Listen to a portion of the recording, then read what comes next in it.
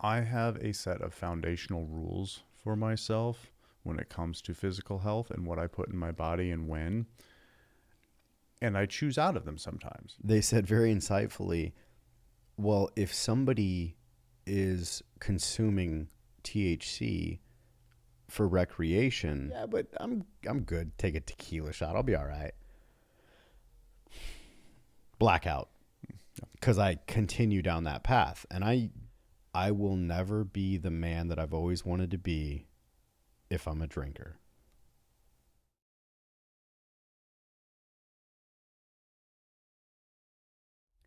I think it's important for men to take care of themselves, and what brought this thought up about why I wanted to talk about this is because obviously shaved my face today, got called a what was it, a strong toddler, a strong baby by an 8-year-old, um telling me that I now look like a strong baby. And what she doesn't understand, it doesn't need to get the explanation for, is that a long time ago when I was doing personal development work, somebody called me and checked in with me and they said, "Hey, I just wanted to know if you're doing okay." And I was like, kind of dealing with some stuff. And he goes, "I can tell." I go, "How?" And he goes, "Because you only grow your facial hair out when you're depressed. But every time I've seen you on fire, every time I've seen you in your purpose, you shave your face or you have a little stubble." And I was like, "Damn, dude, I never realized that, but it is totally true." And so to that, I started thinking about the concept of I need to shave my face. I need to clean this up. I haven't been meditating lately. I have been getting back into the gym. I have been eating healthy again. However, I think that there are some fundamental things that men need to do in order to set a solid baseline and to feel okay in life. And I know you're big on healthy eating. I know you're big on going to the gym. And I just kind of wanted to unpack that with you and how those things play a role in your life, because you are super strict with your diet, way beyond whatever I could do. Scratch that. Way beyond anything I'm willing to do. It was a really good cleanup. Thank you. Yeah. Um,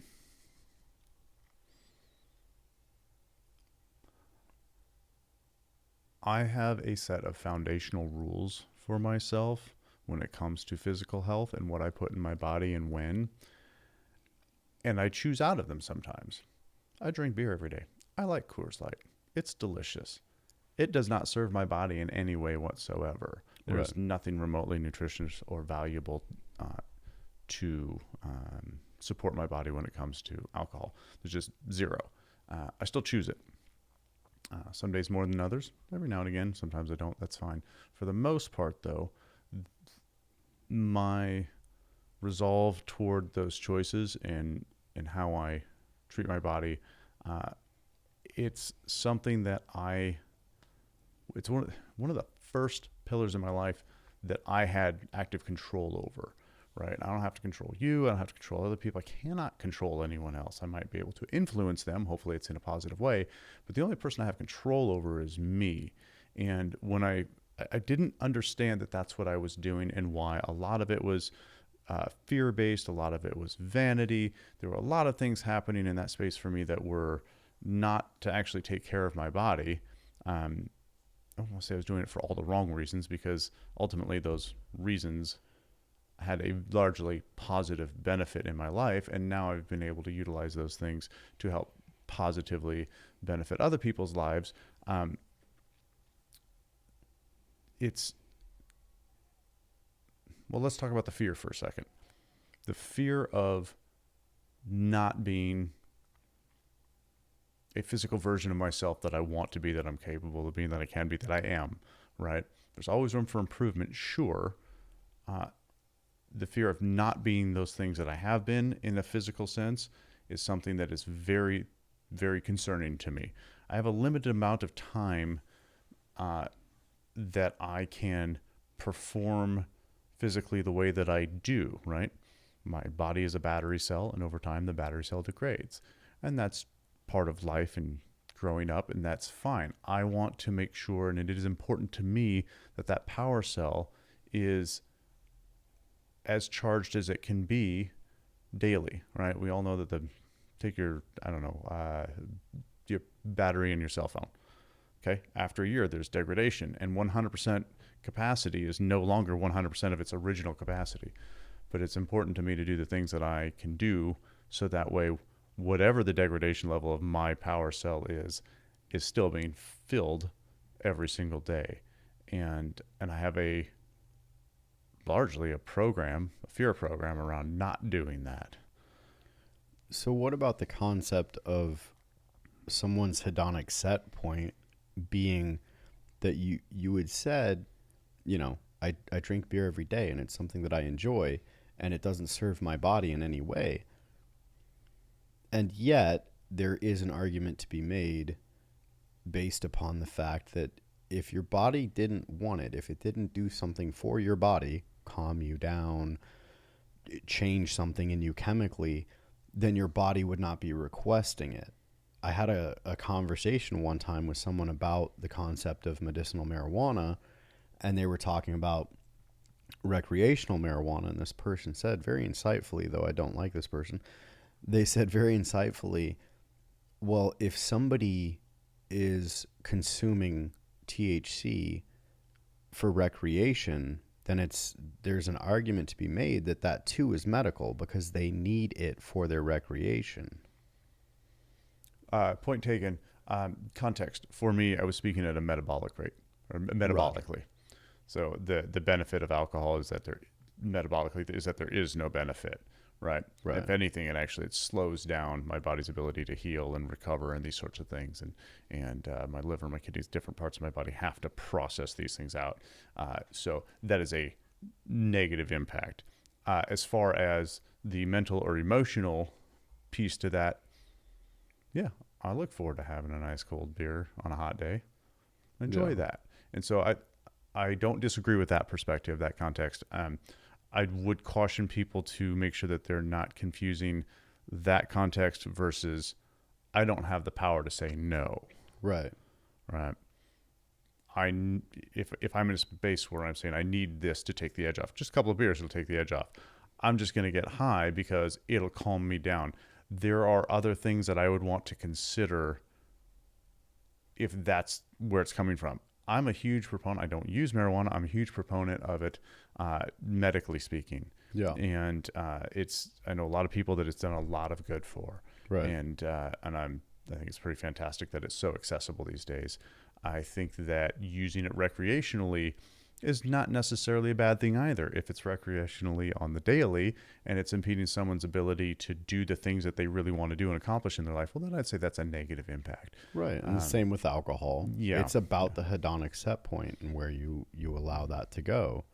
I mean, I've been sober 3.5 years roughly, and I have a ton of booze in my house that I don't consume. I do cook with wine, but the alcohol is burned out of it by the time that it's to the plate, right? And yet I still have cravings to have a nice cold beer on a hot day. The other day when we went and met for lunch, right, I had a non-alcoholic beer, Michelada, not serving any nutritional purpose whatsoever, just empty carbs. It was delicious. And it didn't do a damn thing for taking the edge off because there's no alcohol in it, and yet still there was this Pavlovian feeling that I had, like I was having a good cold Michelada after what a crap day I had, right? And that's okay, because to your point, I'm okay, so I need to burn an extra 40 carbs today, whatever, right? Anything in excess is in excess, regardless of what it is. Now, do I think one hit of crack is bad for you? Yes, I do. That is in excess. Just use of it at all is in excess, right? Some things are just pure garbage. Poison is a poison. Exactly. Poison. Sure. And yet I also know people that take turpentine orally every day to heal and cleanse parasites. And there's actually like old school medical paperwork that says that people should be taking turpentine as a cleanse. And I'm like, and that's fantastic. Good for you. I'm not going to do that. And there's also old paperwork that says that you should have some cocaine every once in a while just to pep your step. Choosing out of that as well. So it's just, you know, everything in moderation, but it's the hedonic set point of deciding where that moderation is. And certain things, 0 is the moderation. Agree to agree. You mentioned having an occasional craving for alcohol you haven't Sure. had in 3.5 years. And this is something that I completely relate to as well. About 10 years ago, I cut sugar out of my diet. Now, that's a very big, broad statement to make. And when I cut sugar out of my diet, I thought that I had, because I only knew what I knew. And as I got further down this rabbit hole, I learned other ways that sugar was being kind of snuck into my diet, and and how these different companies label things and the different names for different kinds of science sugars. No, it's honey baked ham. There's no sugar. It's honey. There's so many different scientific names that are not so many, make it sound like there's hundreds, but there are a pile of different ways that these things are snuck into everyday foods, and people don't know it. And so what I had found was when I cut out the bigger obvious things like candy bars and ice cream and cooking, these kinds of things. It's been 10 years. There's not a day that goes by that I don't want a Kit Kat or a Butterfinger or chocolate chip cookie dough ice cream. A lot of people that cut sugar out of their diet express that, oh yeah, after 10 days, a week, couple weeks, whatever, I don't even miss it anymore. And I'm happy for those people. That's not my experience. Right. I want this stuff every single day, and I choose out of it. Why do I have the willpower to choose out of it? Well, to be fair, it's a fear. Okay. When I cut sugar out of my diet, the first thing that I did obviously was cut all the bigger, more obvious things like I just spoke about. And then a couple weeks had gone by. It was almost 3 weeks, and I was somewhere with a friend where somebody had made homemade chocolate chip cookies. It's one of my favorite things. They're really good. And I thought, wow, these smell great. I've been good. I can have a chocolate chip cookie. And what had happened was enough time had passed that the bulk of the sugar was out of my body, or at least it wasn't being replenished. And I didn't realize how I was changing mentally and emotionally. And this is before, obviously, I understood how devastating sugar is on hormone balance. And so I'd had that cookie. And then I was like, wow, this is really good. I'll have a couple. Not a big deal. I had 3 or 4 cookies. They were amazing. And I highly recommend that people eat chocolate chip cookies, except for me. Yeah. And what I found was for the next 3 days, I was an emotional little bitch. I had zero control over my reactions to things. I was furious with the smallest thing would make me so angry, and I couldn't calm down. And I was somewhat acutely aware of the behavior, and it was embarrassing. So why am I overreacting to everything? After a few days, it was out of my system, and I was calm. And what I had realized in that time is that for most of my youth, when I would get angry about something and I couldn't calm down, it occurred to me, well, all I was doing was sucking down Dr. Peppers every day and all kinds of other trash. Of course, I was on constant sugar fix, nonstop. And it's embarrassing. It's genuinely, and I'm in my 40s. It's genuine. It still happens. If something gets in my body that is a sugar, or my body, even, people love monk fruit and whatnot. No, it's an automatic for me. I don't have any shortcuts to sugar and how I can sweeten things. I just don't bother with it. It's not worth it. Well, and the juice isn't worth the squeeze. Not for me. I have clients that don't fully work sugar out of their diet, and they're fine. They're not hypersensitive to it. I'm, again, happy for them, jealous, but I don't get to do that. Not unless I want to be seen in a way and show up for other people in a way that I'm not proud of. And so to your point about the alcohol, you miss it. It's not worth it to you. The juice isn't worth the squeeze. The end result is behavior that you're not proud of. So I was discussing this last night. There was a man that I met on a fishing trip. I was talking to him actually about attempting to get him on the podcast. However, he's many states away. And I was asking him if he was still here in Arizona, and he said he wasn't. And we went on a fishing trip. It was a bunch of veterans, flew out to Minnesota to do this. And while we were out there, the morning that we woke up after partying the night before, somebody had asked me if I wanted a Bloody Mary for my hangover. And I was like, yeah, hell yeah. And this is first thing in the morning, probably 8 o'clock, something like that. Unbeknownst to me, he's mixing them 50-50. And so by 10 o'clock, I'm probably 12 shots deep of vodka, and I am blackout drunk. And this was on top of boozing all night as well, right? And that next day, I said some really repugnant stuff to this man, and I've apologized to him multiple times. However, and I'm not attempting to excuse this behavior away. However, I made a stupid "your mom" joke, and he was like, "My mom died." And I thought he was doing that whole thing. "Oh, my mom died. Oh, got you." Which I don't find funny at all. I lost someone who was like a mother to me, and so if people made "your mom" jokes, like, anyway. So he goes, "My mom died," and I said some really repugnant stuff that I'm not going to repeat. I'm super embarrassed by it. It was disgusting. Don't remember it at all.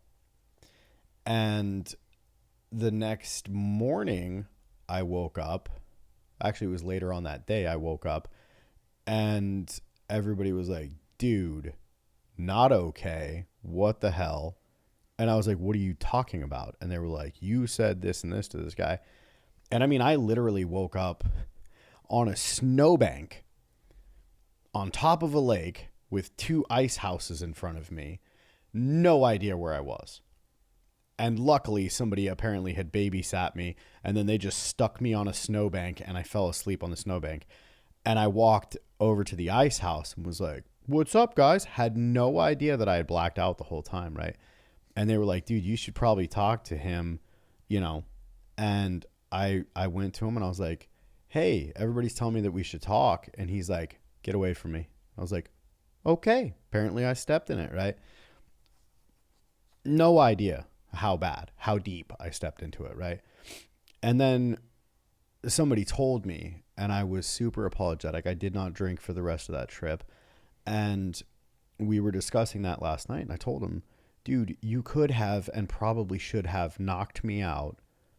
And then the next morning or whatever, when I woke up and somebody told me how I behaved, I still would have come to you and apologized with a black eye or whatever abrasion you left on my face that I clearly deserved."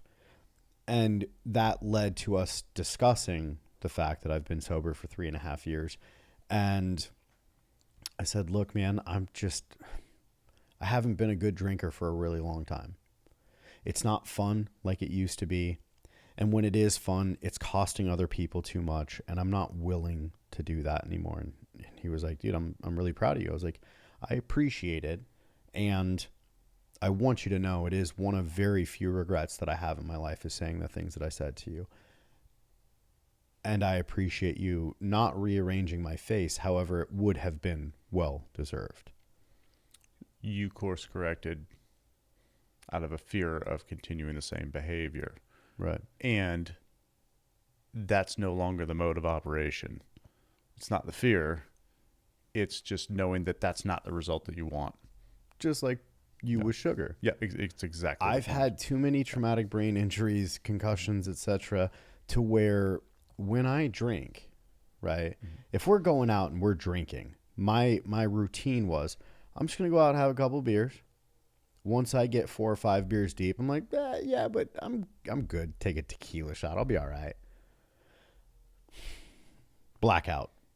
Because I continue down that path. And I used to drink a handle of Jim Beam in a day. And yeah, I'd pee myself or piss somebody off, but I'd pee in your pants.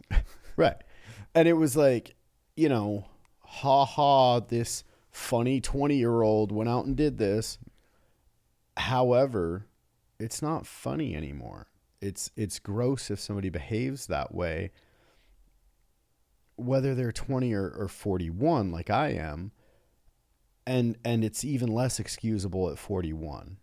And I remember being a 20-year-old and seeing 40-year-old drunk guys swaying back and forth, and I was like, what a pathetic loser. And I'm just not going to be that guy. And I've been to the Dominican Republic all inclusive. I've been at all these different places, staying in a mansion in Mexico and being on a cruise ship all inclusive, and with the drink pass, and I drank coffee because on my drink pass I would get coffees. I don't want to be a drunk anymore. It's not fear motivated. Fear is a powerful motivator, and Right. it course corrected you. Yeah. Now it's a want Right. to not behave that way and not be in those circumstances. It's a very different perspective. It's beautiful because that's where in my opinion, what I firmly believe that I don't have any energy on fear being the motivator. If that's the thing that still motivates me after all these years, then there's something to look at there. Right. I think that, and it is also my experience that most people that do have a course correction via fear, eventually that fear slips away and it becomes more about the result, whether they realize it or are able to contextualize it in that way. That's still more or less what's happening. And I think it's a wildly powerful way ultimately to be. I love when I find a fear of something that I have a program running, right? Something that's happening that's giving me a result that I don't want. I would say the first part of that is there's a fear. Oh my, that's how I'm showing up, or that's what I'm doing.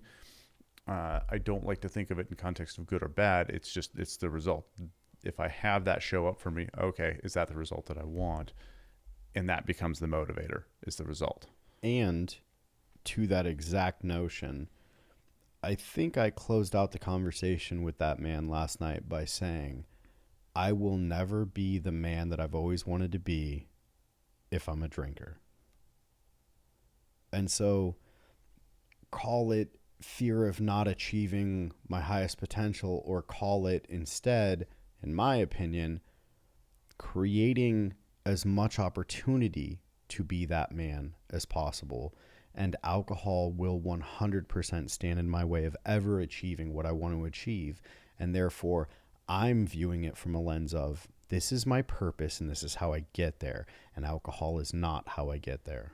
So it sounds like if we're talking about self-care, one of the biggest motivating factors is, what am I doing to support the kind of person that I want to be? And self-care is a part of that. Absolutely. I'm sure you've probably heard people talking about peptides. It piqued your interest, you looked into it, but you don't know what source to trust. A lot of this stuff is coming out of China. If you're looking for a good quality peptide that's made in the United States, go to helixpure.com.